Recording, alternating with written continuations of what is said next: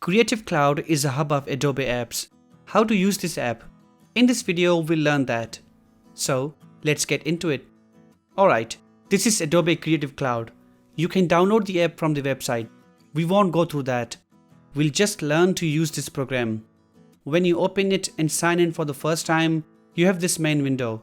On the left, we have all apps, updates, and categories. All apps show the installed apps on your PC, available in your plan, and apps that you can try. If you look closely, you'll see platform icons on those apps indicating what platforms this app supports. You can see the updates of the installed apps here. Under categories, we have some options, and clicking on those options show the available apps for that category. We also have some resource links that go to their website. Alright, if you click on updates, you'll see recently updated apps with update information. If any updates are remaining, you'll see them here too. Now let's talk about installing an app. You'll see an install option under apps on the main window or the app page. This option installs the latest version of the program. If you like an older version, you can click on those dots and on other versions to see and install the older versions. This also goes for the installed apps. You can go to an app by clicking on this Learn More button.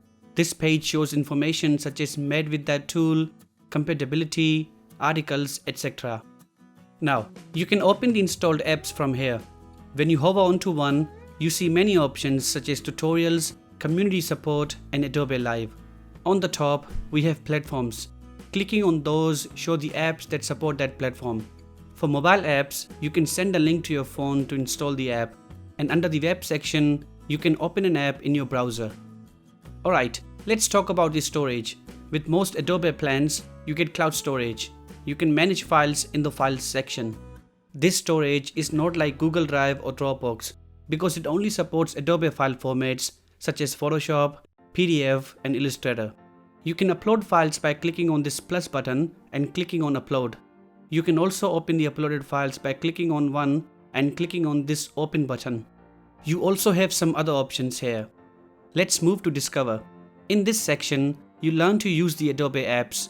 Each app comes with videos and articles to help you master the program. You can also set preferences for each to show the relevant tutorials. The last section is the Stock and Marketplace, populated mostly from Adobe Stock.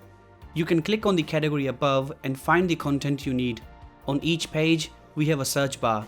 But searching for something opens up a new browser window with search results. Alright, let's talk about plugins. Some Adobe apps support plugins, and on this page, you'll see those plugins. Each plugin has this icon to show the supported apps. You can click on the plugin to learn more. You can also go to the main window, tap on 3 tiny dots and click on plugins to see all the supported plugins. Now, Adobe is also famous for its fonts. You can activate and deactivate fonts from this section. In apps like Photoshop and Premiere Pro, if a new font is detected, the app automatically enables it. You can also add fonts to Creative Cloud by clicking on this option and adding the downloaded or purchased fonts. Now before we end this video, let's see the preferences. We have some general preferences here, and under apps, you can change preferences for specific apps.